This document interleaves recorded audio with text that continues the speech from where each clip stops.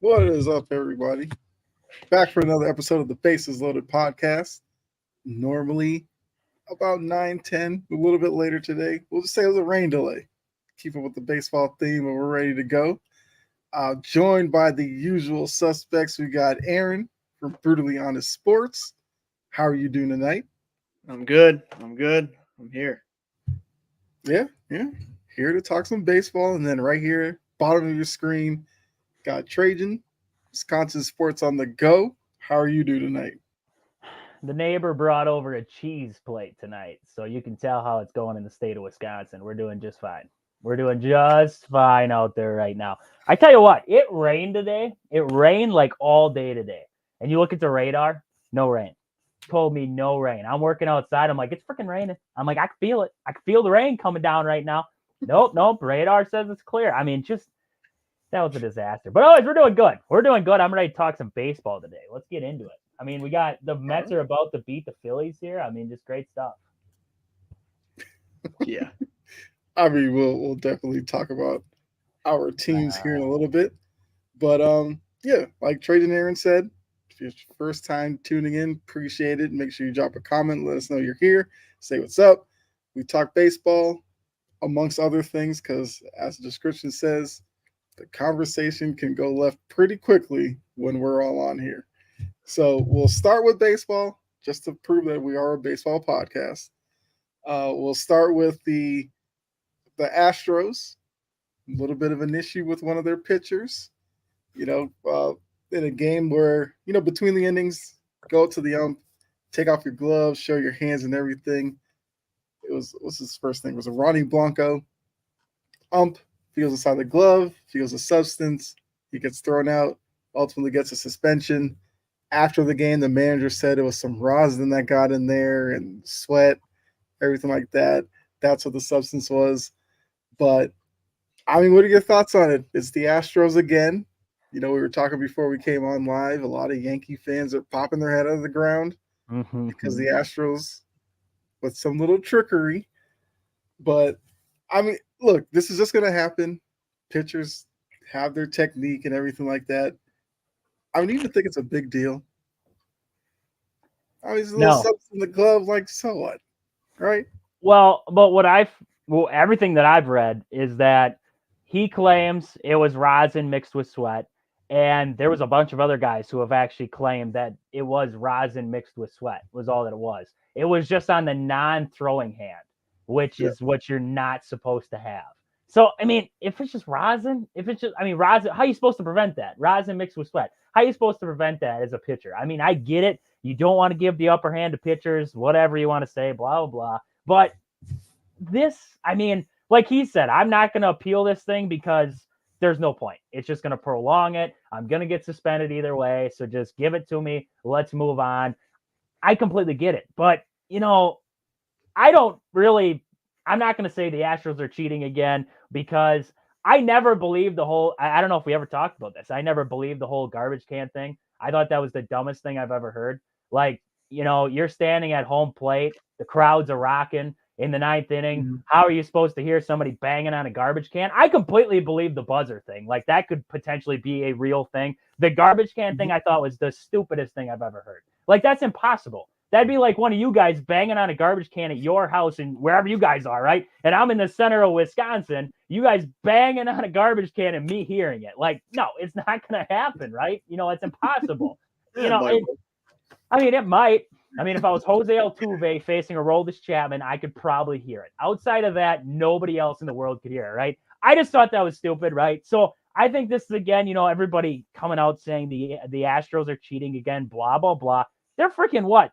fourth in the division right now. They're behind the Oakland A's in the division right now. If they're cheating, they're doing a piss poor job of it for a franchise that's supposed to be real good, right? They're doing a piss poor job. And for one guy to do it, right, that's just stupid. I mean, just stupid. Yeah. I get it, right? You know, it's supposed to be against the rules and everything like that. But I think there's got to be a fine line too, you know, because the MLB hasn't disclosed what they actually found, right? So, I mean, when they say something like that, now we're covering up umpires again, right? We've seen the MLB covering up umpires for terrible calls and terrible reviews and everything like that. We've seen that already this year. Now it seems like we're almost covering up for these guys once again because they made a in the moment decision, which according to the rules was right? You got to make that call because it was a sticky substance on the wrong hand. You're not supposed to be able to have that. But if you put 2 and 2 together, you're all sweaty out there. You're pitching in an intense game, whatever it is, and you get a little rosin on the opposite hand. Go wash it off. Go to the dugout, wash it off. You can come back up here. That's what I would have told him, right? That's what I would have said in that moment. And then if he comes back out and, hey, he's got it on his hand again, okay, now you're done. You're done. Now you're suspended, whatever. But if it's caught once, maybe if it's like some substance that really is bad, like, I don't know what the heck guys would even use these days for a sticky substance that they would brush into their hair or anything like that. If you got that going on, okay. But if you can't prove that it's not rosin in there, have them go wash it off, bring them back out. Now we see what happens, right? So, I mean, I think it could have been handled differently. Now, the way that they set it up, was it handled right? Probably, but I don't know if I agree with it completely. I got to be honest. I don't know if I agree with it completely. I mean, I remember the trash can thing, and you'd watch Sports Center, and they try like to isolate the audio, and you'd hear like a little faint sound. They'd be like, "There it is." There's the It's garbage like, can. oh, we don't have the technology to just put that in a video nowadays. Like, just so stupid. Just so stupid. Hey, don't tell the Yankees that. They're around. Yeah. Yankee fans are fired up right now. They're banging on their garbage cans at their house. Like, can you hear that? Can you hear that? Fastballs are coming. I mean, Aaron, like, what do you think about the whole glove issue? Do you think it's an issue if it is just rosin and sweat? I mean, the rosin bag's there. They're gonna be sweaty. Yeah, to happen. I mean, yeah, like you guys said. I mean, it's not a substance where it's like, okay, like that's. I don't even understand what it was really like. Spider track or whatever, spider crack, whatever it was, right? That like Garrett Cole was using, and all these guys reportedly were using. It's not like he got caught with that, where it's like MLB straight up said, "Don't use that. Don't bring that on the field. Don't bring that in our clubhouses. Whatever, no matter what team you play for, what game, what scenario." Like, this is something where it's literally like a rosin bag's been on the mound since like the first day I ever watched baseball. So, I mean, it's these Yankee fans have been like any chance they can kick the Astros while they're down. Like, and Yankee fans are the loudest in my opinion. Like, it's probably Yankee fans, then Dodger fans, then take your pick. Like, there's other fan bases that can kind of make some noise, but like Yankee fans are the loudest. They're the loudest people in the room. In my opinion, they always will be. It's just they have 27 or whatever it is. They're going to let you know every chance that you get, even though, I mean, that's a whole different conversation. I'm not going to throw shade at all that. But if it wasn't if this was the Angels or something, we probably wouldn't even like think twice about it. But it's that like, all right, we're going back in time thinking about, the trash cans, the earpiece, the buzzer. And now it's like, are the Astros just that dirty cheating team again? And it's like, I mean, give me a break. That is reaching for sure. Like Trajan said, I mean, it's one of those things that they're making a kind of a big deal out of nothing for sure. But yeah, I mean, it's like, Kyle, you can speak to it. Like when the Patriots had this scandal or that scandal or whatever, it's like if something else happened, that people were going to pile on and just, absolutely hammer them on social media. That's what you're seeing here again.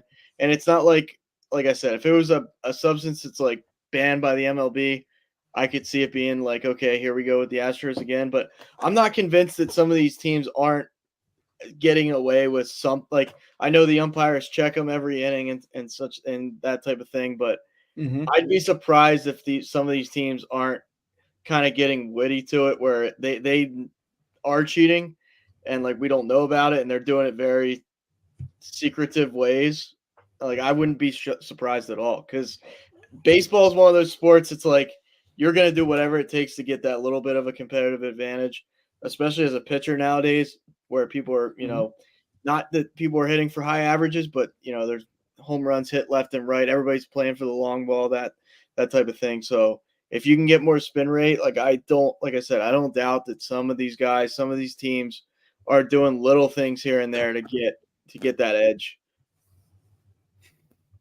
Yeah, I mean, that's kind of the story of any athlete. Any chance you can take to be just an inch further ahead of your competitor, try it until you get caught, and then once you get caught, you deny until they kind of throw it in your face that you obviously did it. So yeah, I agree with you all. Like if it's rosin and sweat, I don't care. It's not that big of a deal. If the rosin bag's there, you're gonna sweat during the game. Obviously, it's gonna mix in. So nothing to see here. I mean, the manager also brought up, it was the same glove he used earlier at the start. Obviously, they didn't find anything. It was like a couple of innings in that they found the substance in his glove, which could lend to believe he started sweating, and then that's why it got all sticky. So, I mean, I give it to Blanco. He's not going to fight it, like you said, Tracy, because if he appeals it, it just extends out the period before he gets suspended. Then he ends up missing more time, and it's just like, what's the point? Get the games over with, get back, and kind of see where you are at that point. I mean, the Astros are still struggling, but who knows? Still a long season. Hey, they've won 4 in a row. They got 4 in a row. I think they're beating up on somebody right now too. Oh, yeah, our favorite team, the Athletics. There we go. Their pitching staff sucks. I mean, come on. Yeah. I've always believed that they give some guys the edge too in baseball, right? I mean, Albert Pujols' last season in St. Louis, what did he have? Like 24 home runs? Like, how do you just have you go down the hill on a power surge, right? Throughout, like, I don't know. I was going to pull up the stats here. Hold on. I'm pulling up stats. I got him. It's got to be second half. Like, he put up monster numbers because I remember, 100%. He had 19 home runs in 2018. Followed that up with 23. COVID year, I don't count. 2021, he had 17 home runs in total. And then the next year, 2022, he goes for 24 home runs and a 270 average. The average climbed. The home runs climbed. Everything climbed for Albert Pujols when he stepped back on the field for St. Louis. Now, I can believe the craziest of things out there, right? But when I saw him hitting bombs for St. Louis, I was like, this guy is like 24 years old again. Like, this isn't the old Albert Pujols. This is like, just coming into the league. This dude's mashing like 2011 Albert Pujols out there. This isn't 2022 right now. And, that same year, that was Aaron Judge's home run year when he was just hitting bombs left and right. Now, I'm not going to say this dude doesn't have raw power because the dude's got raw power, but some of the home runs he was hitting, and I remember, I mean, distinctly a game in at American Family Field. He's up to bat. He swings, and I kid you not, halfway. He was doing a check swing, stops his swing. He hit the ball harder than anybody on the Brewers team did all night on a check swing. Lines it into center field. Now, I don't know if anybody wants to believe in the juiced baseballs thing or anything like that, but when a guy swings halfway, I don't care how big he is, when he swings halfway and the ball gets lined into center field at above 90 some miles per hour, that doesn't just happen. That's something different right there. So, I mean, it was just a lot of those little things that was in that 2022 season. A lot of those little things throughout that year that were like, something's going on. I don't know if it's the baseballs because they were complaining of low offensive numbers. So all of a sudden the ball started flying off the bats, right? We saw a lot of teams uptick in home runs and everything like that. We saw Aaron Judge set the record. We saw Albert Pujols in his last season, his last hurrah, right? We saw him hitting bombs left and right longer than we've seen in 10 years out of Albert Pujols. I mean, I'm going with Aaron there, guys trying to get the edge and everything like that. But I think the league sometimes tries to give these guys that edge too.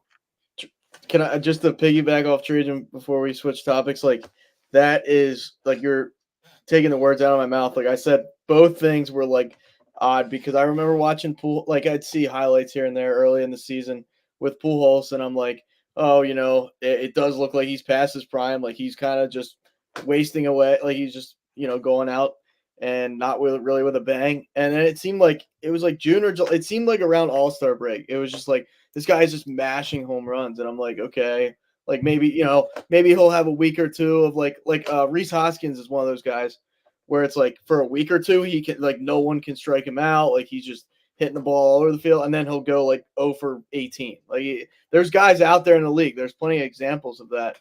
But I was like, man, like I don't know. I remember when they played the Dodgers out in LA.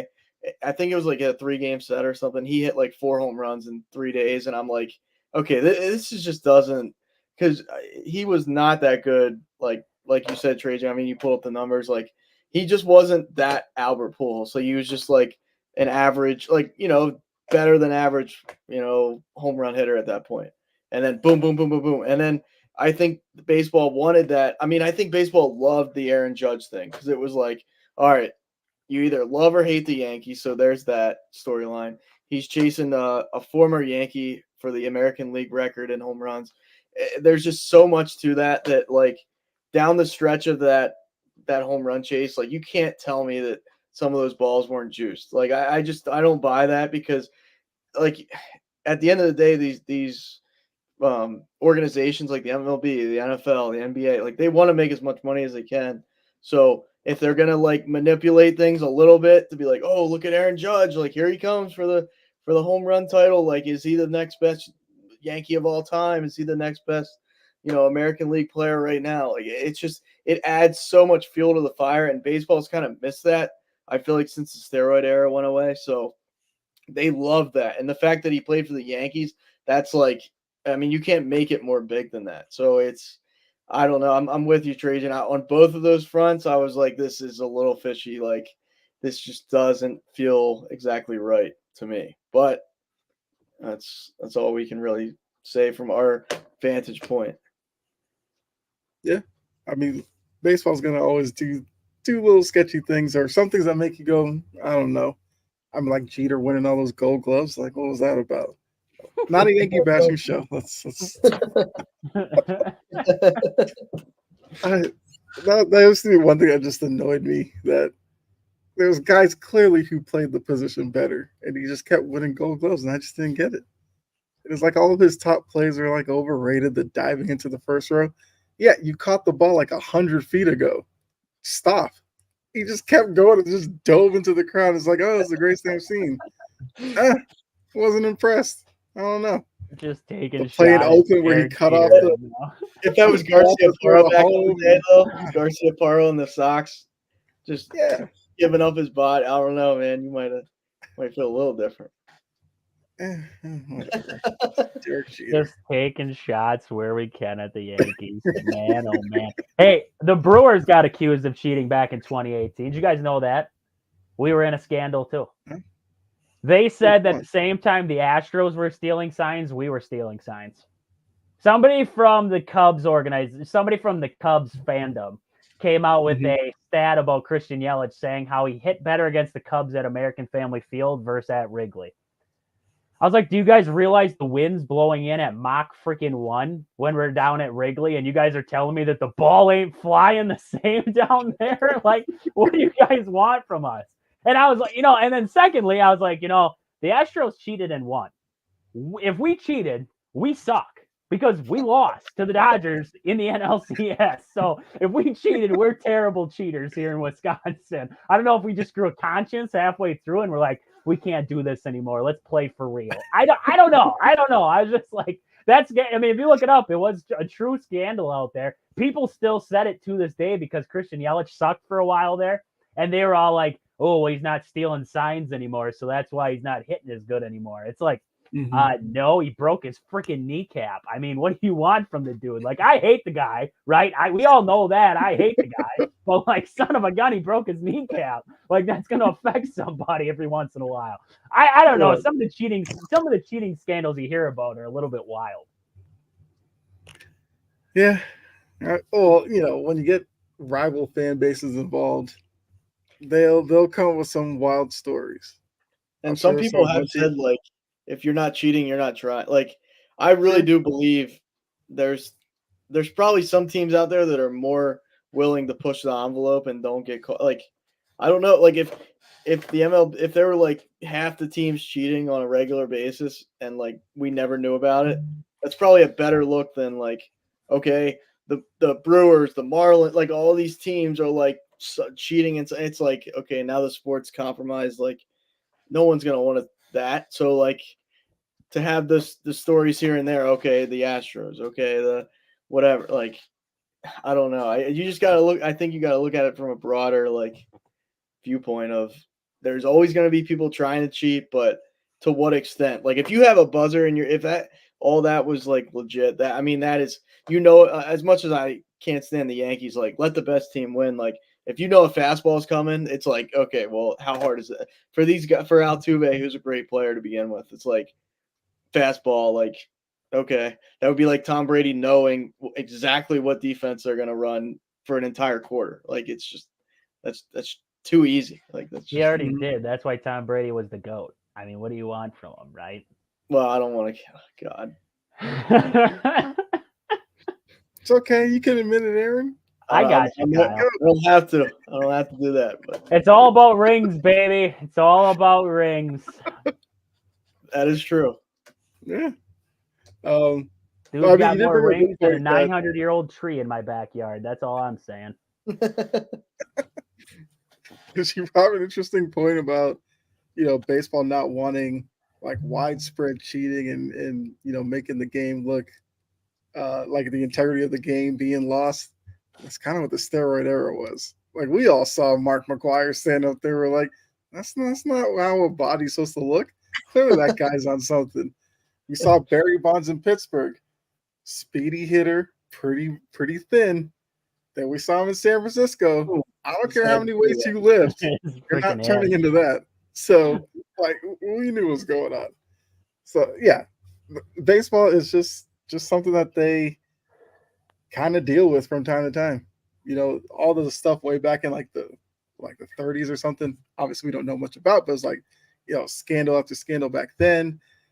Like I said, steroid era. Now it's the pitchers with the sticky tack, and then evolving into now what it is with rosin and sweat. It's just like baseball's always going to have something. I mean, my Red Sox with John Farrell had the iPod scandal, which is like, it's just like an Apple device or something like they said players were looking at or something like that. I was like, what are we talking about here?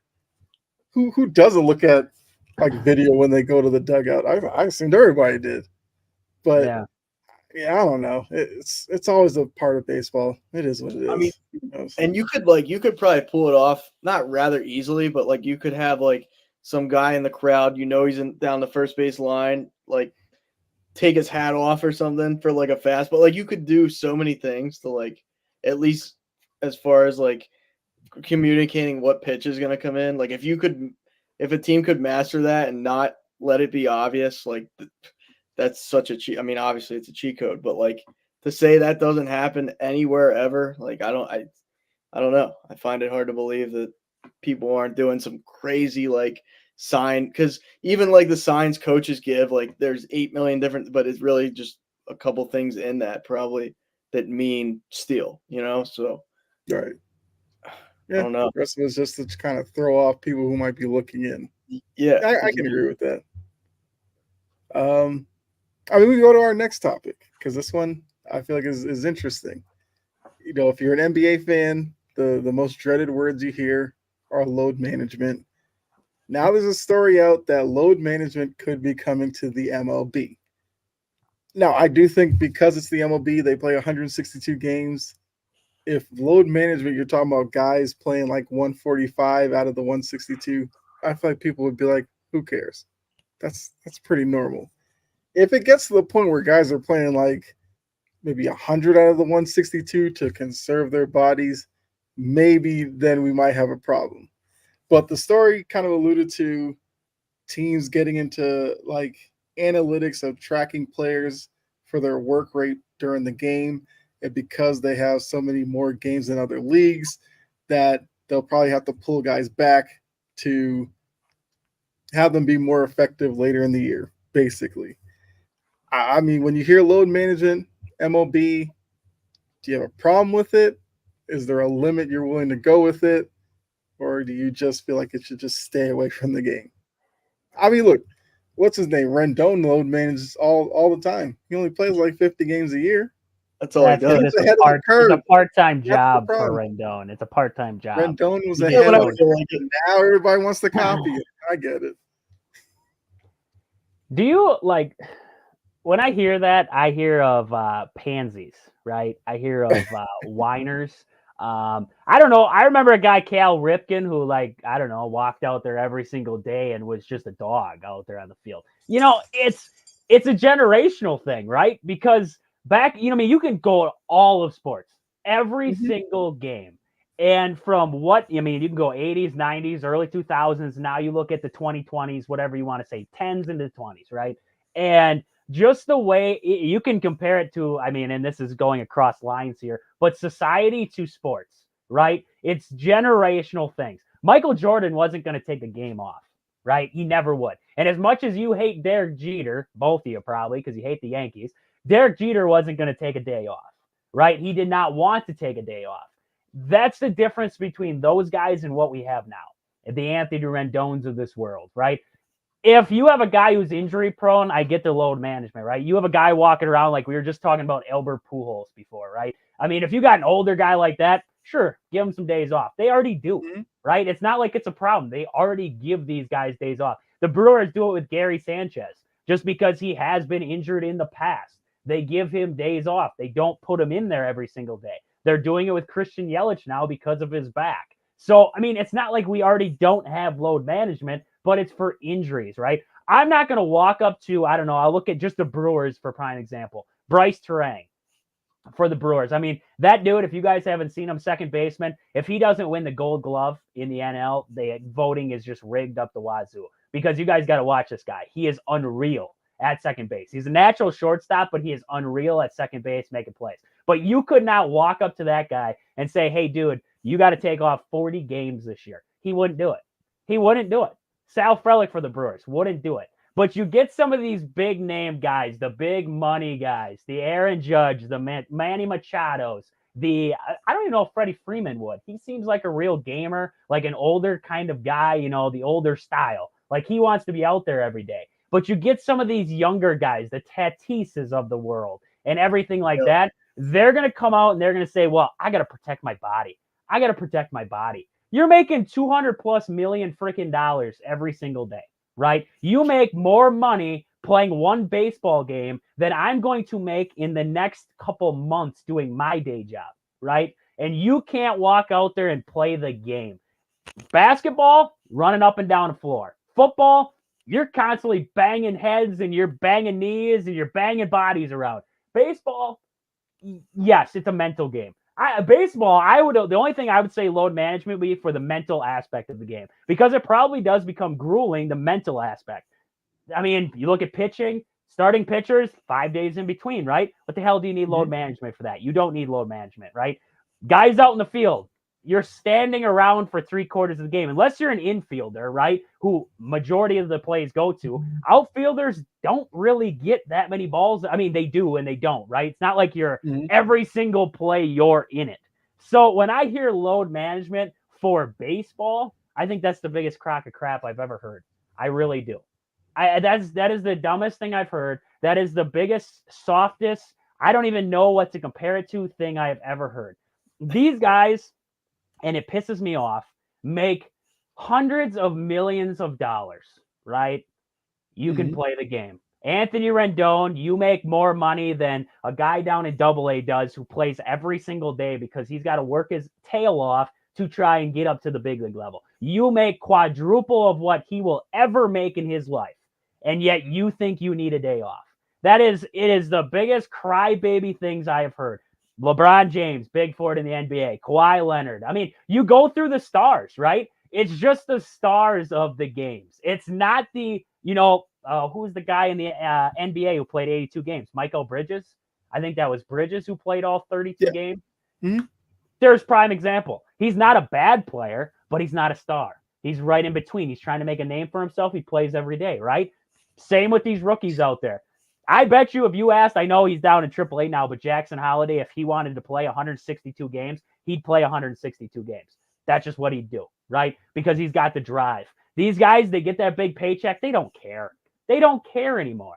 That's the worst part about the game is when all this money gets flashed, guys don't care. And that's the worst part about every game. Not just baseball, every game. Yeah, and to talk on what Trajan said, like that's why you don't see like the players don't care if they play for the Phillies, the Brewers, the Cubs, the Red Sox. Like it's who's giving me the biggest check or who like what's his name on the White Sox we talked about Benintendi. Like they gave him the longest term contract. Like the Yankees weren't going to give him that. I don't know who else was in on Benintendi that offseason, but like he was like, you know what, they're going to give me the longest. And I get it, like setting up yourself financially. But I do have a problem with that too, is like they'll say, oh, you got to set yourself up financially, this and that. Like no matter what, you're setting yourself up financially. Like everybody's throwing millions of dollars your way. So like, don't tell me, you know, oh, I wanted to set my family up in the best way. Yeah, okay, you're going to make, you know, $20-30 million more over here than you would have. I think you would have been fine. I think your family would have been fine no matter what. Like you can take your pick of how many players have said that, but when like I think it was Judge that said that, he's like, you know, the Giants just they wouldn't have set me up as financially free as the or whatever, however he said it, right?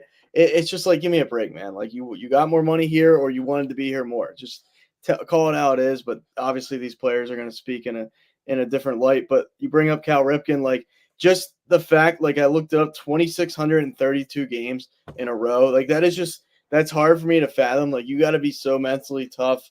I know it's not like we talk about football, we talk about basketball, this type of thing, but like to play a 9-inning game is like that is a grueling experience because it's like not like I said. I mean, you can make this sport harder than this sport or this sport more physical than that, but that's a lot of games. Like, and the thing about baseball is like you're playing in the hottest days of the year. Like, it's just like you said, Trajan. These new guys, these new era of players just don't have that. Like, I want to play every game. I want to take every at bat. I want to like.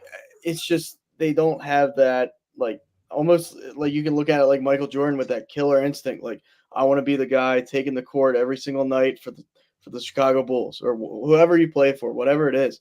It's kind of sad that we've kind of got to a point where these guys are just so much they're prima donnas, divas, and everything else that like I get it. They don't want to play 162 games, but like the guy, like you bring up that guy from the Brewers, those are the type of guys I root for, no matter what team they're on.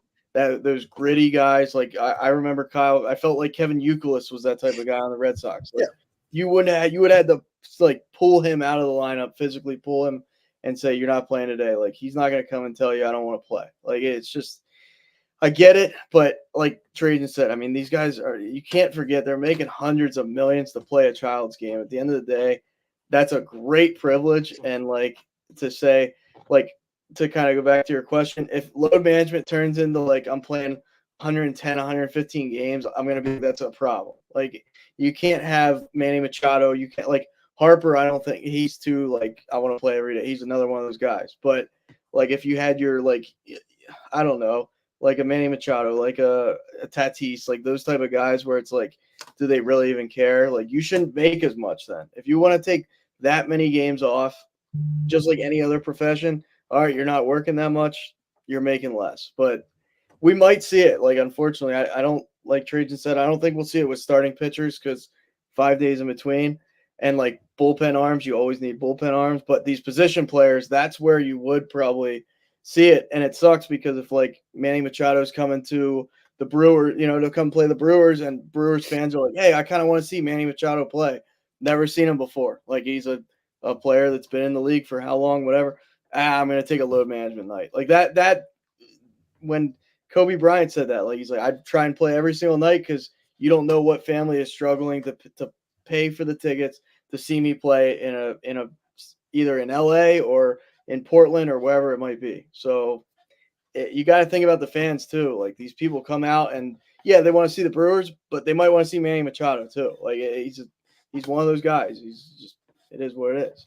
No, we hate him in Wisconsin. We go to those games to boo him. Back in 2018, he tried to take out Aguilar, so we boo him now. That's what goes on. But That's I mean, fair. it's just, you look at, I still had Albert Pujols' stats up there, and I know you mentioned Cal Ripken with his 2,000 whatever 600 games or whatever he said there. I don't know. I blanked space for a second. I was listening to you there, but I mean, you look at Albert Pujols, 3,000 games over his career, and in year 14, he had 159 games played. 159 games. Albert Pujols was a bigger guy, kind of slower, right? His body started to break down on him. We saw that in the numbers with him, yet he's playing 159 games. And then the next season, 157, 152 in the next year, 149 in the next year. Then he had those injury problems in LA, right? He had some injury problems, so that's going to derail him. But it's exactly what you said there. I mean, it's not a problem. You don't need load management because these guys already take days off, right? You have those lineups where it's like, where's Christian Yelich today? Oh, it's his day off, right? They give guys days off already. It's not a problem. The only reason why William Contreras hasn't had a day off for the Brewers is because Pat Murphy asked him and he said no. He told Pat Murphy, no, I don't need a day off. So it's the wonderful part of the DH, right? You can give guys day off and just have them hit. That's the great part about the DH. I still don't like it. I love to have my pitcher go out there and hit at the bottom of the order. I thought that was fantastic. But, I mean, can't have it anymore, right? We have the universal DH now. Great stuff.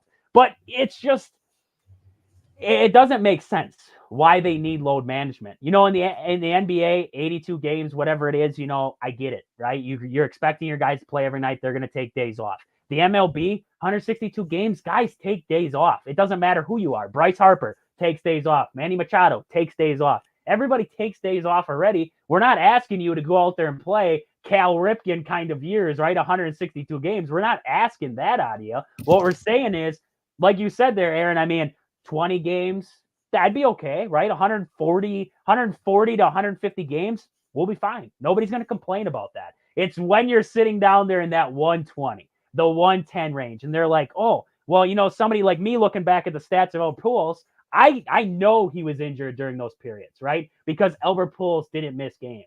But if you were to look back and say some of these other guys' stats 10 years from now, you look at Manny Machado during the load management period, and it's like, well, why did he only play 110 games? He was healthy the entire time. Why was he out? Oh, he was just sitting. That's where you draw that line, and that's what I thought, I took from what you were saying there as fantastic, was you got to draw a line somewhere. And we already technically have load management. It's just not to a full scale. It's not labeled as load management. So I think they're fine. I would not change what it is right now. It already is fine the way that it is. They're MLB baseball players. They tell the manager when they don't feel right, when they don't think they can go that day. They tell the manager. The manager knows. He gives scheduled days off. So it's not like you don't get days off throughout the year. Right.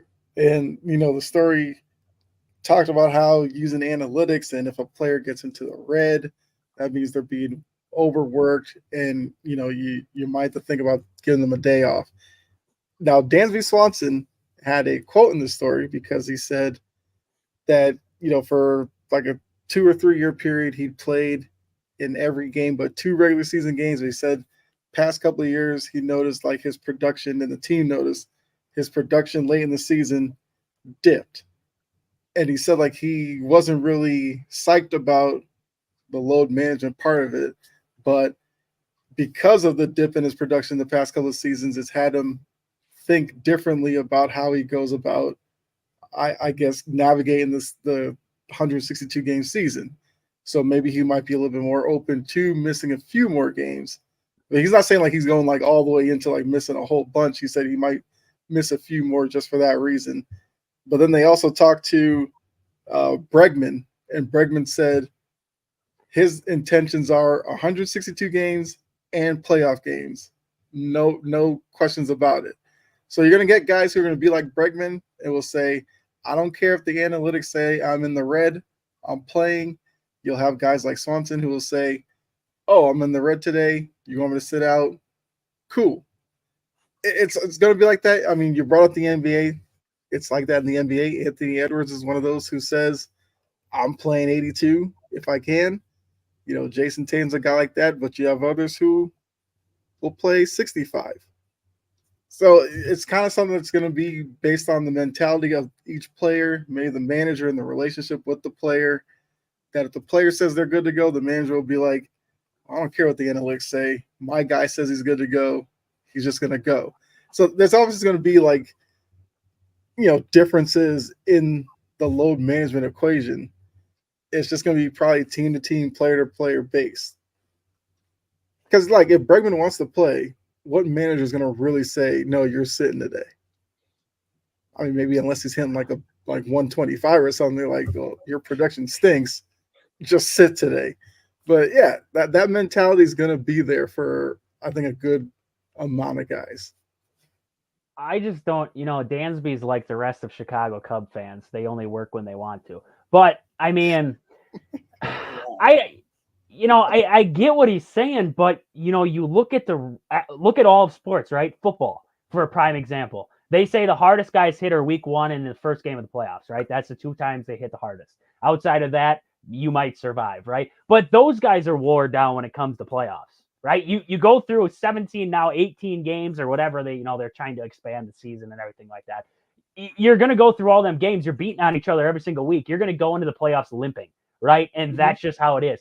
I can't remember if it was Chris Canty played for the New York Giants, and he tore his retina in his eye. I mean, like, couldn't see out of his eye. Played the Super Bowl. Like, played the rest of the Super Bowl because he knew they needed him, right? And that's just how he was. But you look at injuries. Injuries happen throughout games, and they're going to. They're going to happen throughout a season. But, to say just him, production went down, it's in all of sports, right? All players. I mean, NBA, guys start to lose their shooting legs down the stretch. They don't have the same jump shot, right? They got to adjust. Same with hitters. I mean, but you look at some of these guys throughout a year, how can you say your production went down because of your usage? But you look at guys like, I don't know, Aaron Judge in 2022, when he had all those home runs, he hit 311. He played in 157 games. So he missed 5 games. And he still held the production all year long. So now it's just you. Your body can't handle it. Other guys can, but you can't. So now we're going to give you the advantage and try to put you on an equal playing field with everybody else just simply because you can't handle it. I get what he's saying, but at the same time, that's what separates the good from the bad, right? That separates the elite from the semi-elite we're trying, right? Those guys that can still perform when it comes down the stretch, when you get into September and October, the guys who still have a little bit left in the tank. You look at guys like Verlander, right? We talked about Verlander a couple weeks ago there with his pitching, right? He can still throw dang near 100 in the 6th, 7th, 8th inning. Why? He paces himself. He knows how to get himself to that point. So Dansby is right in that sense, but you can't blame it then on you playing all those games. You have to learn how to pace yourself. It's not going to help simply by load management. They shouldn't have to change the game to try and accommodate you. You should be able to change yourself or change the way you go about it to better yourself in the game. Yeah.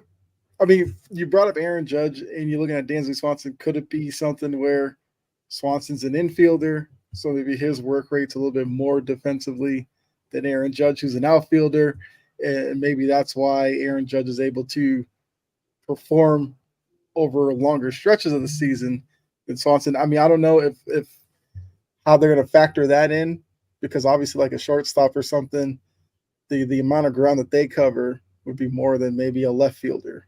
How does analytics, factor in for that? I don't know. It's interesting. It's something that probably we'll look at over the course of like the next few seasons if we start seeing guys playing less and less games over the course of a 162. We'll know why. If it's something that's like reported on more often, we'll understand why. But I don't know. It's like, a lot of fans hate analytics. This might be one of those reasons why, because this is just another analytical stat or few stats that go, this guy's done this much work, and extrapolating out over the course of 2-3 weeks, he might be worn down by this point in the season, and the manager's sitting there like, okay, what does that mean for me? What do you want me to do? instead of looking at the guy playing and saying, all right, he looks a little worn down today. We'll give him the day off. Not going to a spreadsheet telling you, oh, so-and-so player's in the red, but Brian maybe can't play. This guy's all the way in the red and needs to sit. It's like, what are we doing at that point? But Well, I mean, like, Aaron, let you jump in here.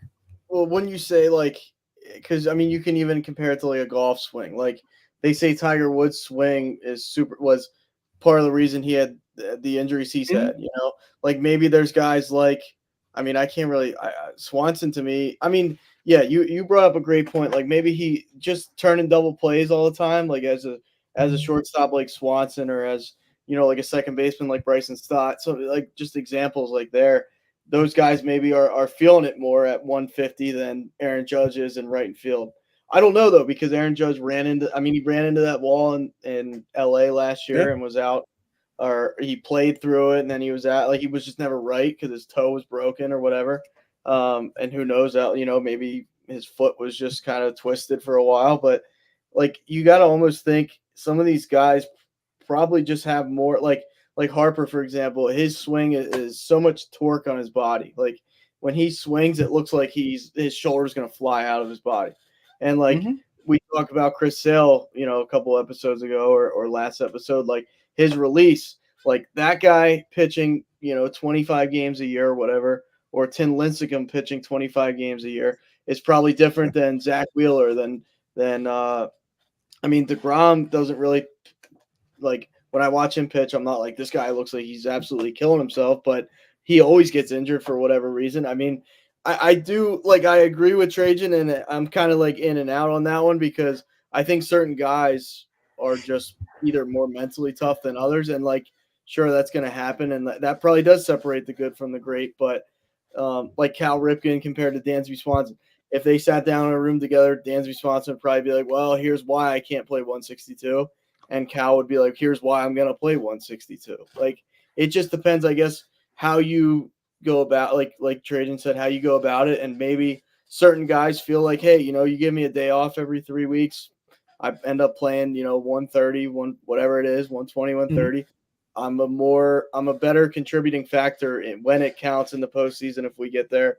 I mean, I get it for like certain teams. I mean, in baseball, it's tough because to run away with the division it happens. Like the Dodgers can do it. But a lot of times, like they're either competing for, the top seed or this and that. So those games do matter. So, I mean, I get it, but there's so many different like angles to take at that. I mean, the analytical way of looking at that is like, okay, if we do rest this guy, there's a better chance that he's going to play better in September, October, like whatever.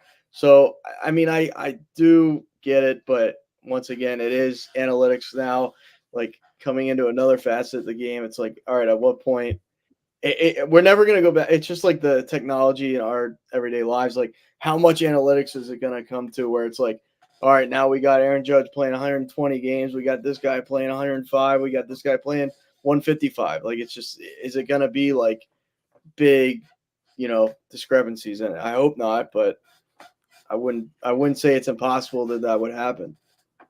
So I had to look at Dansby's stats from, I'm assuming this is when he's talking, 2021, 2022. That's when he's talking there with his 160 games and 162 games.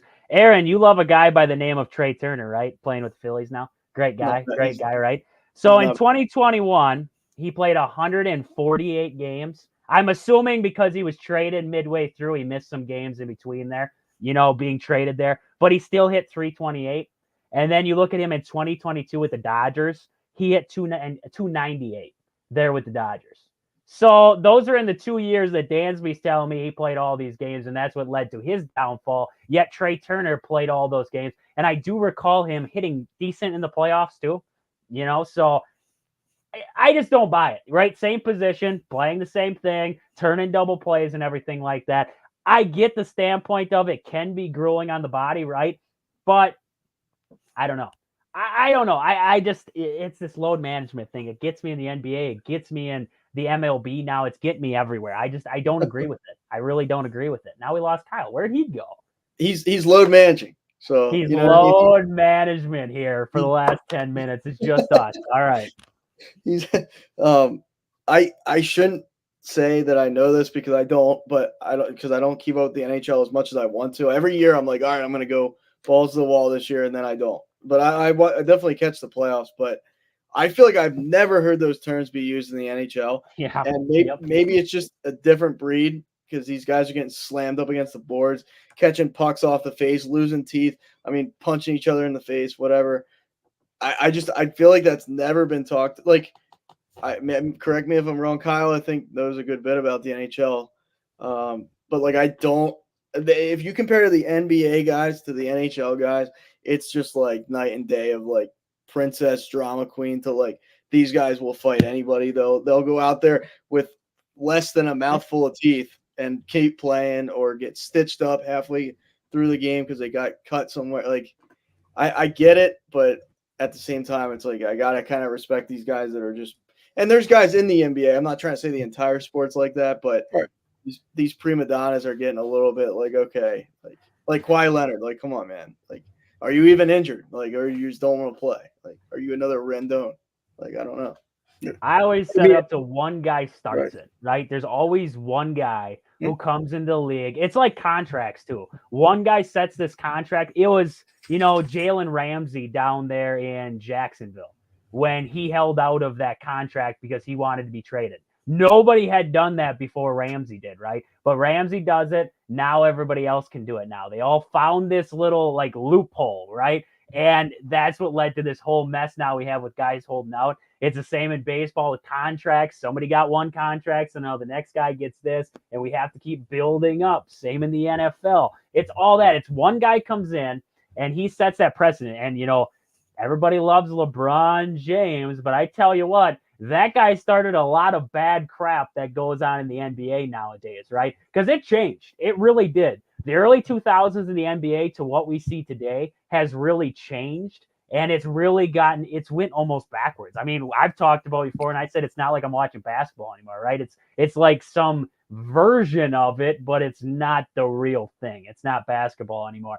It's the same with every sport. I mean, somebody came in and did this or did that, changed it up. And that's what we're getting now with these prima donnas, like you said. I mean, somebody came in with that kind of attitude, and we just had to go with it. Yeah. I mean, Aaron, you did bring up the NHL. I mean, those guys are just wired differently. You'll have guys play on broken legs that you hear about after, and you're just like, how are you skating around with all that equipment on, getting hit, and yet a broken leg? Or, I mean, now it's just like upper body injury, lower body injury. They get really vague with it until after the team's eliminated, and then you really hear what guys are going through. So, yeah, hockey players are just completely different. Kawhi Leonard, a little bit of that is like his body it's just broken because he came into the league with concerns about like arthritic knees, and it makes sense that he misses a lot of time with knee injuries. So some guys, even in baseball, they may not be able to avoid it, but hopefully you have more Bregmans than, I don't even want to say like Swanson, because I feel like Swanson is the type who might miss a couple extra games, but there's going to be some guys who will take this load management and take full advantage of it. If it's 105 games they're allowed to play, they'll play 105 and be happy. Some guys, if you tell them they're playing 105, they'll probably punch a manager and run out on the field anyway. So it's all going to be about the mental makeup of these players and how they want to do it. Because look, 162, that's a lot. It just is. But some guys will want to play all, and some they're not. Rendon's playing 50. Yeah. If I can't get us into the playoffs in 50 games, I don't want to be there. Right. Now he's going to have a chart to go to, like, see, I was in the red all this time right here. It's all in the analytics. So I got out of my car and I was in the red already. I had to go back home, all right? I woke up with a headache. I'm out for today. I say we get them everywhere in America, too. If MLB can have it, we should all have one. I'm going to show up to work in the morning. He's going to be like, yeah, you got to go home. Don't even worry about it. And you're paid. You're definitely paid. And, yeah, you're paid for it, too, just so you know. You only have to show up 70 out of the 365 days in the year, but that's okay. That's okay. We're gonna pay you for all the time you miss. Load management widespread. Just Load management in the workforce. That would be an American thing. That would be an American thing. Europeans would be like, work 7 days a week and shut up. But we're over here like load management, guys.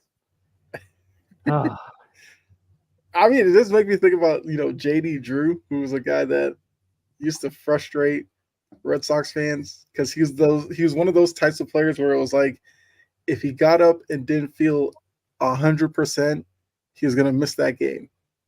Some guys would play at like 85%. It just seemed like JD Drew was never one of those guys. But when he did play, you would see the talent. He could hit. He had a little speed on the base pass, but it was just like he missed way too much time. And there's just going to be guys like that over history. It just is what it is. sadly. Yeah. I mean, we got like 4 minutes left, and this is kind of where the show takes a life of its own. Left. So I mean, I know you were watching the Mets game, Trajan. Like what happened? The Mets won there, Aaron. The Mets won 6-5. gosh, man. I think it was Harrison Bader.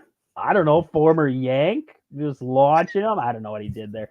I'm like half zoned in, half zoned out at TV. Did you guys know the Yankees are 120-44 against the Twins since 2002? That's crazy.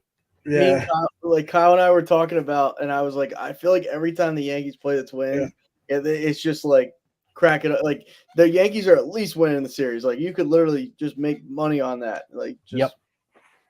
And I think they're like 100-something and 40 against the Pirates too. They have the two like best win percentage against the team. The Pirates just get crapped on by everybody. We don't like the Pirates. That's okay. Right. What's going on with our boy Paul Skeens lately? Has he pitched again lately? Friday. He pitched on Friday, or he pitches on Friday? He's pitching on Friday. Like I saw it on the MLB website. It was like Skeens encore on Friday. Oh my God, I had to hear about it for like 9 hours the day before he pitched. It was like, oh my God, Paul Skeens is coming. Everybody. There's people claiming that like his girlfriend's gonna be worse than like Taylor Swift, and I'm like, I really don't. I mean, like, whatever. We don't have to get into that, but like, Livy Dune. there's no way that she's gonna get the press that like Taylor Swift. It's like she could be the most annoying person to ever live, but she will never. Like they won't show her every freaking at bat, like where. Well, like I went back and forth with that Taylor Swift thing because like I found it annoying to start, but then somebody actually tracked the amount of time she was actually on the TV, and it was like below a minute. Like it was just some low, like not even any number. And it's like, okay, I get like we don't always have to pan the camera up to her. I get that, but at the same time, it's like it did not. I watched the game and it was like this didn't affect my night. Like she came to Lambeau, she was at Lambeau, and versus the Packers, and I was like, I like vaguely remember her there on the camera angles at times, but it's like I don't really, like it wasn't like it stole the show, right? Everybody made it seem like it was stealing the show, and I was like, no, I really don't think it ever did. So I mean. I get it. It was one of those frustrating things that got annoying, but it was like for the time limit there was, you barely saw her, right? You barely saw her out there. Yeah, I mean, yeah, because most times when they showed her, it was like a really quick. Yep. Oh, there she is reacting, and then it went back. Yeah. I think the whole thing was like it seemed like every time out it was showing her, and I think people were just getting annoyed with that. Whatever. Yeah. But it's like watching a Knick game. And they'll show like John Starks every 2 seconds or Patrick Ewing or something like that. Like Lee, faces that are recognizable. They'll try to put them like on what camera. Else are they supposed to pan to? Some random dude sitting in the front row pounding a hot dog, or are we going to look like Taylor Swift? Yeah. Like we have 2 options here, and which one are we going to look at? Right? You show the guy in -15, shirt off, letter on his chest. That's the fancy. That's the dude. That's what we want to see with his shirt off. That's the dude we want to see. Like that was what made my night was him.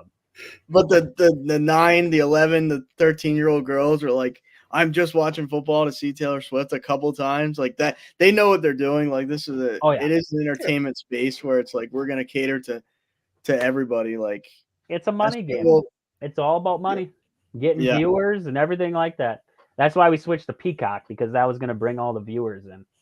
Yeah, what Eagles Packers on Peacock? I heard. On Peacock. It's on Gotta love it. friggin' Peacock. I think it's on local stations too. But oh yep, there's my ad. Paul Skeens versus Kyle Hendricks tomorrow. I just saw it on the TV. Just came across. So now I know. They'll advertise that about 45 more times before the night's done. And the biggest, or according to MLB.com, the biggest headline is Steinbrenner said, we will discuss long-term extension talks with Soto. No kidding. Like, no, that's breaking news. Like, and of course it's the Yankees, so it gets top headline and just. Yeah. Isn't he a Boris guy? Yeah, he is. They love their free agency, though. They love getting out there on the market. It wouldn't surprise me if he went out on the market again. He should probably drop Boris, but I mean that's probably. I mean he hasn't had a problem getting money. So much money, like there's no way they lose on this. No, I don't even know who it'll probably be. He'll go to Boris and say, whatever offer they send across, don't delay on it. Just take it. We're not going to sit around 4 or 5 weeks pondering the same deal. If it comes across, it meets the numbers, just take it. Don't sit there and try to push for $1 more because you're like, oh, this other team's involved. No, I'm not playing that game. Just take the deal. Maybe that's how his clients need to approach him from now on. Because back in the day, Boris would pin teams against each other, and then his clients would get paid a little bit more. Seems like maybe teams are catching on to him. I think the Mets are going to throw the absolute bag at him, where it's going to be like, because to steal him away from the Yankees for one, keep him in New York, and like they already said we're going to make major move. Like this year is kind of like we're going to sit back. Hopefully we make the playoffs, but next year it's like boom, back how they've signed Verlander and Scherzer and all that. I mean, I just hope he doesn't stay. I as much as like I'm a Phillies guy, I'd rather him go to the Mets than stay. Like if he stays in New York, like I can't take much more of, oh, Soto this, Soto that, Judge this. It's just like, yeah, okay, I get it. Now Rizzo. Rizzo this, Rizzo too. Volpe this, Volpe that. Like just beardless Verdugo this, beardless Verdugo that. Like, dude, throw some facial hair, you 3-year-old. I mean, look, we started with bashing the Yankees and we ended with bashing the Yankees. That's how Bases Loaded podcast works. I will give one props to the Cubs fans out there at the end of this one. They have that beer cup slinky thing that they do at their games now. It is like by far one of the coolest things I've seen. They started out in the outfield and they started at the base of the wall, and like they'll just have beer cups handed to them around the stadium over to these guys, and they'll just start this chain of cups and it'll run. I mean, they had the last time it was up like, I kid you not, probably like 40 or some rows up. I mean, just straight up. I was like, this has got, I mean, almost like getting close to being out of the stadium. This beer slinky, they call it, was. I mean, just crazy. That's a lot of freaking cups. Like, I didn't realize, I was looking at it, I'm watching it with my grandparents. And I didn't even realize at first. Then my grandpa wakes up from his nap. He likes his naps. And he wakes up and he goes, what are they doing? And I was like, they're stacking beer cups. That's a lot of freaking beer cups. I mean, there's not a lot of space, And I'm like, holy shit. Like, this guy's right. Like, I didn't even think about it. I didn't process in my head at first. But I was like, that is a lot of beer cups put together. Like, I mean, holy crap. So, I mean, like, I don't know. That was a cool thing that I saw. Baseball fans, as much as I hate the Cub fans, right? They're annoying. They get to me, and I get to them. But, like, that was still pretty cool. Yeah, there you go. I'll admit, like, I like when the Michael K says, see ya. Like, I do. That's a good home run call. Like, there's some, I don't know. I mean, on the opposite spectrum, like, there's this A's clip. And like it's getting all this like viral attention. She's like just saying things. And I'm just like, oh, that was. I mean, the Sia is like that's classic. Like that works. Like, yeah. Now we have a even up game, and it's like nobody's ever uttered that phrase ever, and it's not going to catch on because of you. No, just never say that again. I'm not going to lie, Kyle. I do like that the A's have that kind of announcer at the I have tuned into like I feel like I'm not throwing shade, but the Red Sox and the Jays specifically, because I'll be on like one of those bootleg streams where I have to listen to the opposing announcers, and I'm like, I think the Jays are worse than the Red Sox, but like bias wise, like if you listen to the Jays like stream or whatever their commentary, it's like the other team's not even on the field. It's just like Jays, J, and I'm like, this is just nauseating to listen to. And I do have to admit, like, there's been times I listen to the Red Sox one, I'm like, okay, all right, like, it's just I don't know, it's probably just bias. Well, they have like a revolving door of people that they like. They'll have Kevin Millar on sometimes. Sometimes it's Euclid. Sometimes it's Euclid is good. Yeah, I do like Euclid. Yeah. But Have you listened to Bob Uecker call a game? You forget you're listening to a freaking Brewer game sometimes when you're listening to Bob Uecker, because he'll be going off telling his stories, right? I mean, he tells stories all the time, and he'll be telling a story, and then all of a sudden you're like, third out of the inning, we got to go to commercial break now. And you're like, the inning just started. What happened in between? Like, you have no idea how we got from here to here, but the inning's over. And I found out that you hit an inside the park home run once that rolled underneath the fence and kept rolling, and you just kept running. Like, it's like, I mean, I love Bob Uecker, but sometimes, I mean, the guy goes off telling stories, and you just lose that you're listening to a baseball game, and it's like, what is going on right now? Like, he is great when the Brewers are getting blown out and you don't care anymore. It's Bob Uecker story time. They'll just let him run, and they don't even care what's happening on the field. It's like 12-2 or whatever, a blowout. Nobody cares. He's just telling stories about his playing days. And I mean, if you haven't heard Bob Uecker tell a playing day story, you got to just listen to him. The dude has got the wildest stories. What did he say that time? He caught a ball in a tuba. He was running around with a tuba and he caught a baseball in it. And like, I mean, just the stupidest things that he did back in the day. But like, he'll just tell you the wildest stories, and you're like, I mean, something happened. Like, you hear the crowd in the background, you're like, something's happening, but I don't know what, because we're getting told a story right now, right? So I mean, thinking of announcers, like the Brewers have some of the best in baseball, like announcers wise. But like, Bob Uecker is one of those guys. He goes off in 50 different directions, and you don't even know what's going on. I mean, Brian Anderson, I wish he, didn't get as big as what he did. Now he's everywhere else but in Milwaukee. He comes back for like a 3-game set, and then he's got the NBA, or he's got golf, or he's got college basketball. Like it's hard to get him to actually be at Brewer games right now. Mm-hmm. I was funny you said that about Uecker, because Bill Walton's the same way for basketball broadcasts. Oh, I can't handle Bill. I can't handle him. Just sitting there. Drives me nuts. Like he'll go off on like a 15-minute story about a Grateful Dead concert in like 75, and you're like, 3/4 of the people watching this college game don't even know what 1975 is. So you're talking to.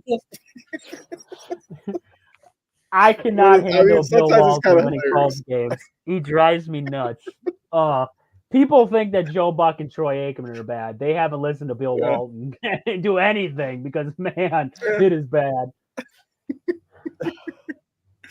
I'm telling you, man, Collinsworth almost ruins football for me. Like, it's that. I can't. No. Like, please stop. If it was like Brady and Collinsworth in the same like booth, I'd probably I'd turn it. I'd mute the TV. Like, I just can't. That make it happen. Make it happen, Fox. What do you think of Colin Cowherd? What do you think of him? God.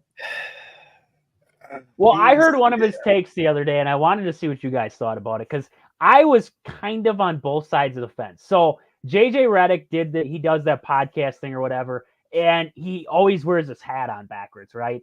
And they're talking about him potentially being a head coach in the league, right? Being a head coach for the Lakers or whatever it was. And I don't know. Colin Cowherd came out and he's talking about the backwards hat thing. And he said, this isn't a guy that I would expect to be a head coach of a basketball team, or being like in the workings to be a head coach for a basketball team, right? Because he's always got the hat on backwards. Like, that's his personality. Like, he's, a different type of cat, right? And, I was on both sides of the fence, because I'm kind of a traditional guy when it comes to head coaches. I honestly sometimes don't like when I see coaches walk out and they're wearing like sweatsuits.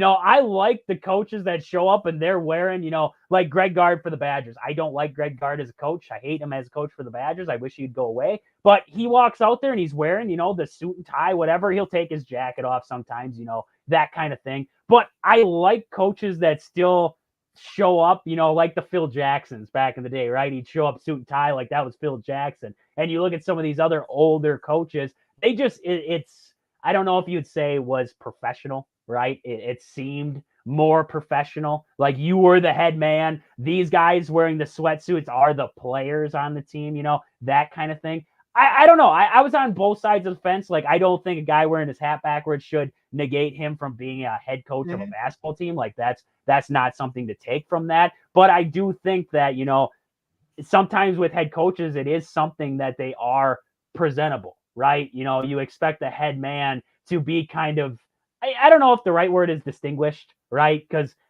Campbell for the Lions is a pretty rough dude who's always got a chaw in his mouth, right? He's always spit and dip on the sidelines, right? I'm not saying that he isn't a good coach. You can be that way, right? But, when I think of basketball coaches, I think of distinguished dudes walking around suit and tie, like some of the best ones of all time. That's just the way that they were. So I don't know. I wanted to see where you guys thought about, I don't know if you agree with Colin Cowherd on that or what you guys think of head coaches and what they should present themselves as, I guess. I mean, he's done this thing with the backwards hat before, because I know he used to. He doesn't like the backwards hat thing. I don't know why. Yeah, he hated Baker Mayfield for going to a press conference after a game in a backwards hat. So he just has something about that. I mean, I guess if you're going to be, a head coach, you're kind of seen of as the leader of the program.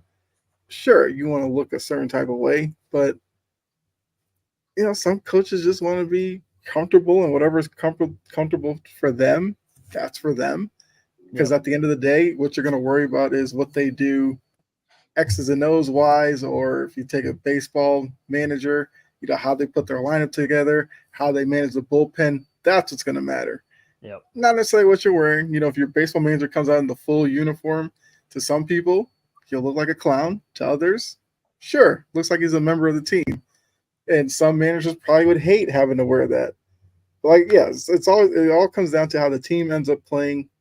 Because if your team wins the title, nobody's going to care what the manager is wearing or your coach is wearing. That's something that comes up if the team loses. Then they'll be like, oh, they got this bum on the sideline. That's why they can't win. And it's like, okay, whatever. But, yeah, I don't care. Would you say it's like a generational thing then, I guess? To that extent? Like, it's like the older – like, you think of, like, Rick Pitino. He's now coaching at, St. John's now. And you think of, like, Greg Gards and stuff like that, even Tony Bennett. Tony Bennett's kind of changed a little bit there at Virginia, but you think of your older coaches. They still kind of do that thing where they show up suit and tie, like that's how they show up. And then you look at the younger guys now, and they got it's a nice pullover. I'm not going to say it's just an old ragtag pullover, right? But, it's a nice pullover, but just it's like a generational thing then almost, wouldn't you say? Yeah. Well, the one that stands out in my mind, like I'd always see, and like not to poke fun at him, Kyle, but like Belichick's wearing, literally it looks like he took a scissors to a sweatshirt. It's raggedy as all hell. And the guy's ripping off chips. Like, it's just like, it was the system. It was like you buy in and everything. Like, I totally agree with you, Trajan. Like, if it were up to me, I'd want my head coach in suit and tie. Like, it just looks like, I love how that looks. And like, I get what Colin Cowherd's saying. I understand where he's going with it. And like all those Fox Sports shows, I swear they say things just to get like both a rise out of people. Yeah, a rise. He said that same thing about like you said, Kyle. He said it about Baker. He said it about and I can't stand. It's something about him. It's just something. It's probably because he plays with 49ers, but like Purdy wears his. I can't. It's just he has the most hittable face in the NFL to me. But at the end of the day, like he would be like, oh, Brock Purdy, that's not the type of guy I want leading my team because he wears his hat backwards. And I'm like, dude, he's winning games. Like, the guy could come up there with 50 chains on and a freaking wife beater on, and he's winning games. Like, no, like you said, Kyle, no one's going to care. Like, that's the thing. Like, yeah, there's a presentation part of it. Like, I like how Jalen Hurts carries himself. The guy's always nicely dressed, this and that. But guess what? If he comes out here and throws as many picks as he did last year, I'll be like, give me the guy that doesn't, look good in the post game press conference. Like, I get what Colin Cowherd's trying to do, but he is so, like, that's why I don't kind of like him, is just because he's like, he'll just say things that are just like a hot take. Like, he'll be like, well, that guy, he wears 4 chains, so like he's probably not as good of a fielder as like a guy that, it's just like, okay, like I get whatever, like whatever you're into. Like, maybe if you were a coach, you wouldn't dress like that, but it's like, all right, Colin, like you're some guy with you ain't coaching in the league for a reason, probably. So I don't know. It's just like Skip's the same way. Like, I like Skip to a certain degree. Like, I like him more than most people, I think. But then he goes like it's just all entertainment. Like, it's craziness. Like when he came at Shannon, I'm like, dude, you're talking to a guy that played in the NFL, and you're like, it's just like, all right, give me a break. Like, yeah, it is entertaining. Yeah, that's kind of the way it is today. Say what you can to get you social media presence, because then that drives traffic to your show, everything like that. So it kind of is what it is at this point. So I agree. Some of them, I can't listen to them. I guess so. What you're telling me. Shohei Ohtani will not win the MVP, and the Dodgers will lose in the first round of the playoffs. There you go. Hot take of the night right there. Hot take. I like it. You better keep your finger off the stove. That baby's hot. With a capital H, my friends. Right. Yeah, I mean, we went a little over the hour. That's fine. And no naked dumpster diving talk. Yeah, no naked dumpster diving talk. Still waiting for the phone call. Patiently waiting. I tell you what, though, I did go dumpster diving the other day. I did very well. We got a building company right around us there, and they were throwing old plywood and everything in the dumpster and some old tools, and I was like, I'm going in there. So I went dumpster diving. Kept my clothes on, though. It's close to the cop shop. I didn't want to play the dangerous game of going to jail. Right. Yeah, don't blame you. Want that. It's illegal in most places except for Louisiana and Las Vegas and some ports. You can't walk around without clothes on. Louisiana, though, it's all fair game down there during the Mardi Gras here. The wild time of year. Yeah. You ever been to the Mardi Gras? Kyle, you're close to there. You ever been to Mardi Gras? I don't think so. I have. You let me down. I have been to. I think you would know. I think that's one of those things you're like. I see the 9,000 beads behind you on the wall. What did you do? Check them.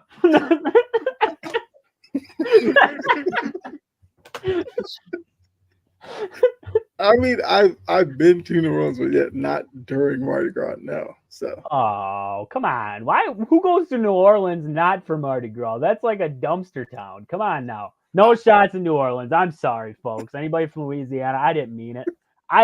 You guys are okay down there. Lil Wayne's gonna be mad. It's just somewhat a wreck, and yet we keep rebuilding it after every freaking hurricane. Let's keep building below sea level and see what happens. People get checked. Yeah, that's definitely a fact. You're under sea level. You're surprised when if I put an extra 2x4 up, it'll hold this time. Oh shit, it's gone. I'm sorry. That's mean. That's mean.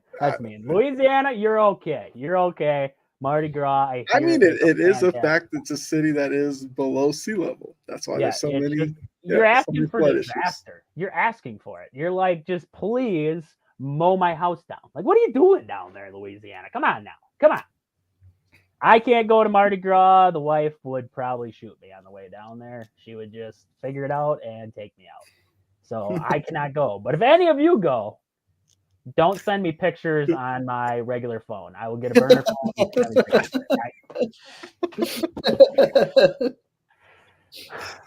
I was never there, but I was there. Just FaceTime me.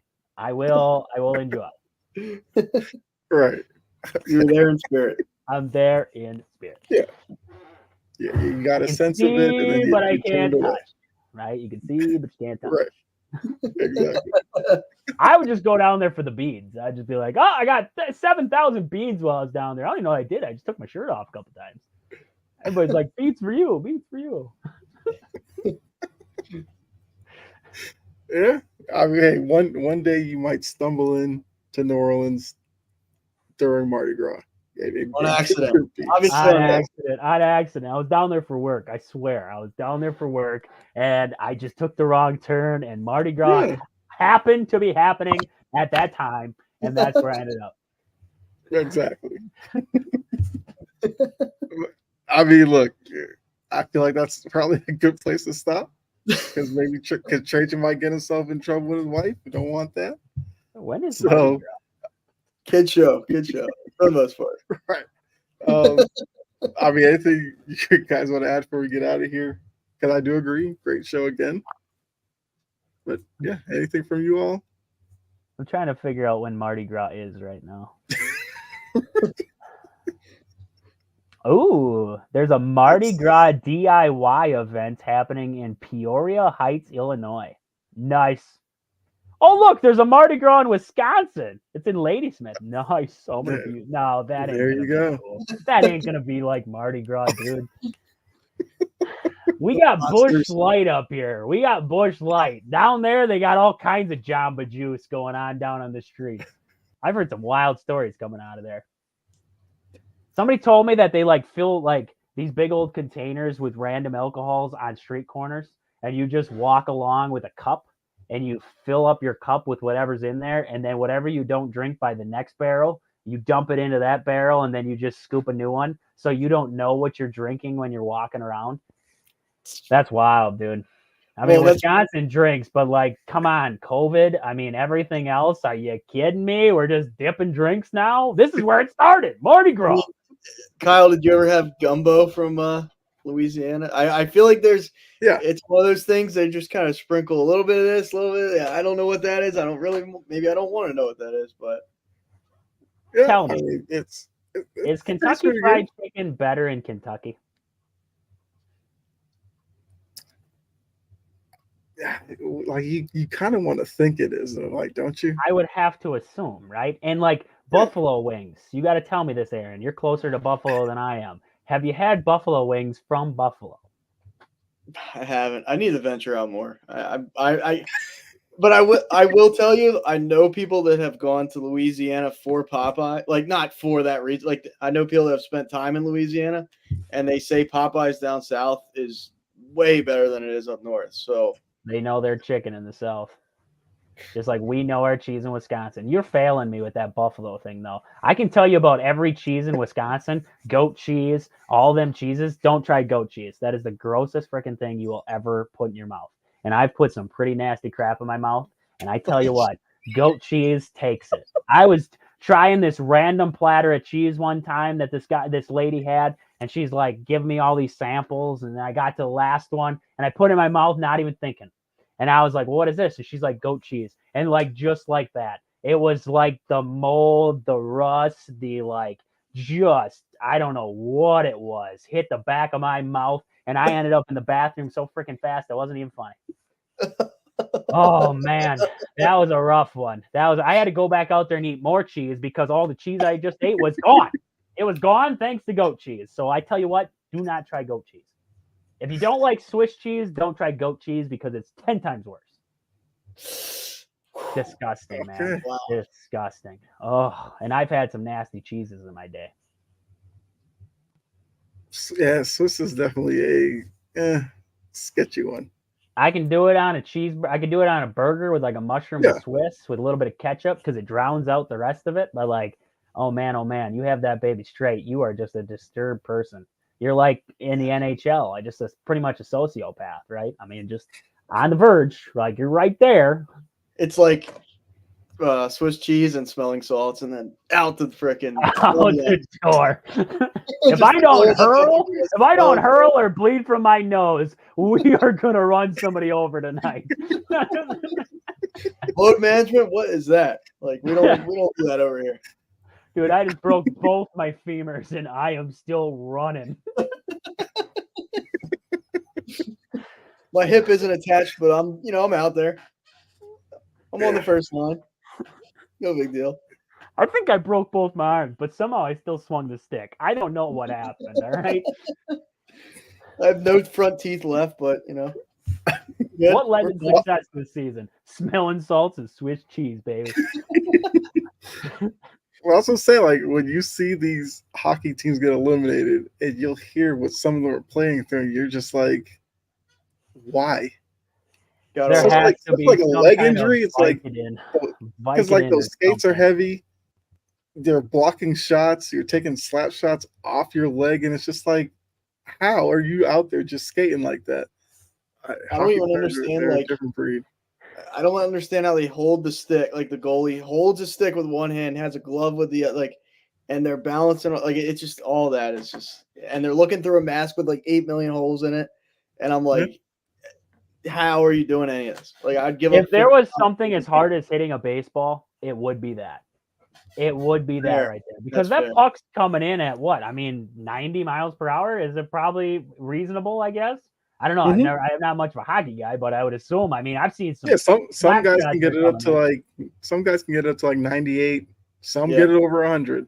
It has And I mean, happened. to block that with a tiny little mitt, like this is, I mean, a baseball is like, I mean, kind of close, I guess, if you put the surface area and everything together. But like, this is a flat object that you're trying to catch in a glove And with one hand, well, with zero vision. Well, hold, I mean, man, it puts a different perspective on toughness of sports. I don't want to hear about load management in the NBA or anything like that when you got guys like that trying to catch, I mean, with one hand while trying to, I mean, guys are barreling down on you and you have to pay attention to this little puck that might be coming at some point while trying to protect yourself too. I mean, just that takes a different kind of skill set. I couldn't do it. I wouldn't even attempt to do it.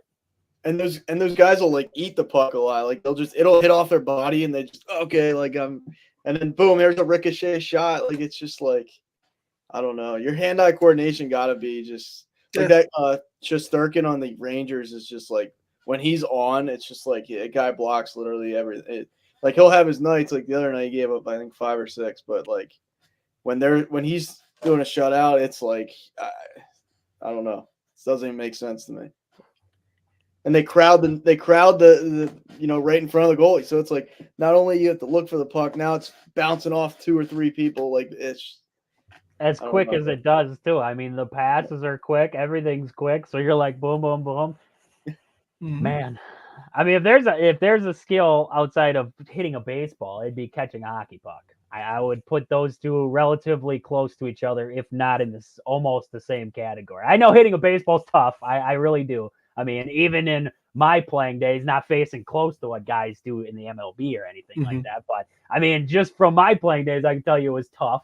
And now, hearing hockey stuff, seeing it, and then I do they put like cameras on the goalies? Like they do in baseball sometimes. Well, there's a camera like in the middle of the goal, right behind them, so you'll see all that action right there. There's a camera, I believe, like up on the glass right behind them, so you get that angle as well. Okay. So then I would want to see on it from like on their helmet, like to just kind of see how fast they have to move and kind of the perspective, because unless you've done it, like I can only speak from what I see from like the angles you just said. Like I can't speak from the perspective of like I'm seeing it from his eyes in real time, like real action. Like I think that'd be the coolest angle to see. Like when they did the umpire cameras in baseball, where like you could see some of these pitches coming in. It's like, how did he hit that? Like that was the nastiest thing I have ever seen. Like I would want to see a goalie for a game like playing that position, because I think that'd be wild. I think that would get a lot of views, just people watching that.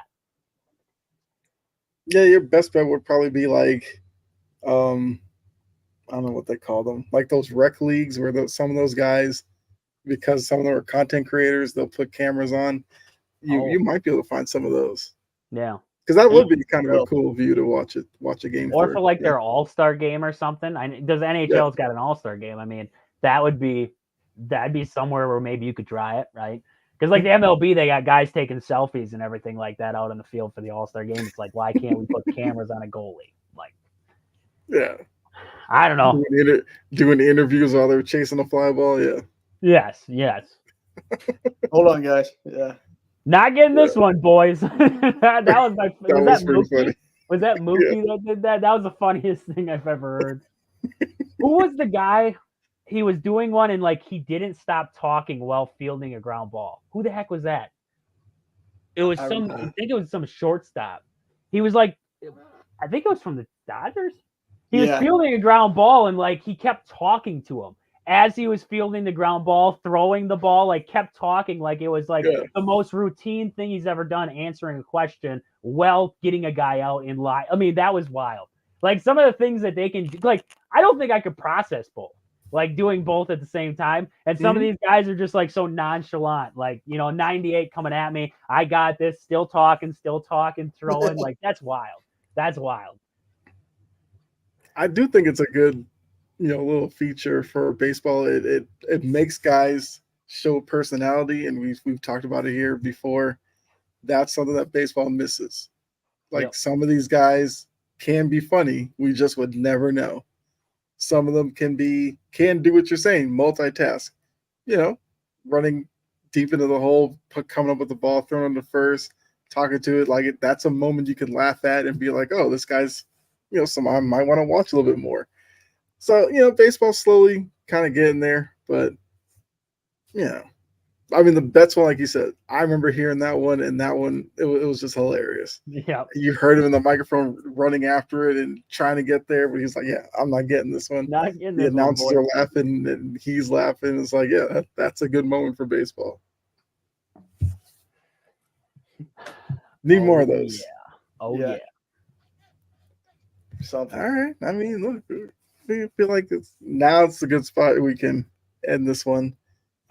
Appreciate Aaron, Brutally Honest Sports, Trajan, Wisconsin Sports on the Go. I'm Kyle. You find me Chompin' Podcast on Twitter, X, whatever we call it, on a day-to-day basis. Appreciate all of you that tuned in. Those of you who may tune in after the fact, all good. Make sure you like and subscribe to the Integrity Sports Network. Greatly appreciate it. Make sure you're back here next week, Thursday, 9:15-ish, 9:10-ish, 9 o'clock hour. We'll be on to talk some more baseball. Next week we'll see what else happens around the league, what teams maybe turn their season around. We'll get into all that, but appreciate all of you. Enjoy the rest of your night. We're going to go ahead and get up out of here, and we'll see you all next week. Good night.